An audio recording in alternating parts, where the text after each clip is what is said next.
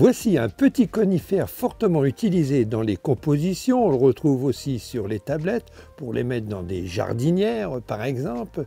C'est un Cupressus goldcrest qui a la particularité d'avoir un feuillage très doré. Mais est-il résistant au gel?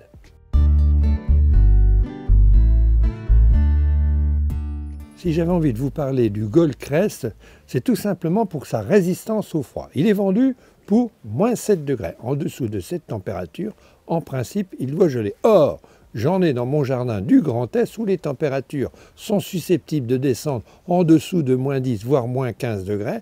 Ça fait déjà 10 ans que j'ai planté ce genre de conifères et aujourd'hui, ils font plus de 3 mètres d'auteur. Le Cupressus goldcrest, c'est un conifère qui apprécie des sols bien drainés, un sol sableux, pas trop calcaire. On le retrouve très facilement le long de l'Atlantique, le long de la Méditerranée. Il supporte très bien les embruns et les brouillards salés.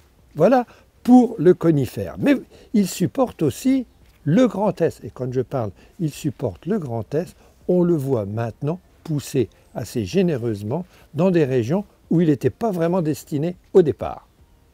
Dans mon jardin du Grand Est, mon jardin d'essai, j'ai voulu, sans conviction, il faut bien l'avouer, planter quelques Cupressus goldcrest. Eh bien voilà ce qu'il est devenu. Celui-ci, il a une dizaine d'années. Alors il s'est dégarni de la base, je l'ai taillé avec mon sécateur. Alors s'il s'est dégarni à la base, l'explication est assez simple.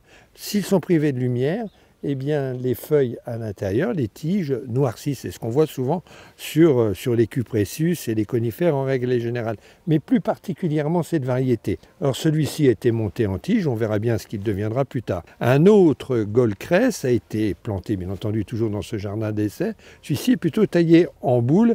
Et le dernier Cupressus, il pousse, il vit sa vie naturellement sous cette forme filiforme en forme de fuseau. Le Cupressus goldcrest a un véritable plaisir, le plaisir olfactif.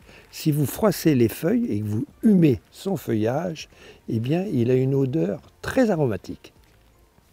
Alors la question qu'on pourrait se poser, comment se fait-il que cet arbre, le Cupressus goldcrest, est dans un jardin du Grand Est? Alors il faut savoir qu'ici, c'est un jardin forestier, il est protégé par les autres arbres.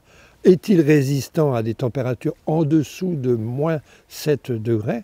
Ou alors tout simplement, avec le réchauffement climatique, est-ce que les températures ne descendent pas cette fois-ci en dessous de moins 7 degrés?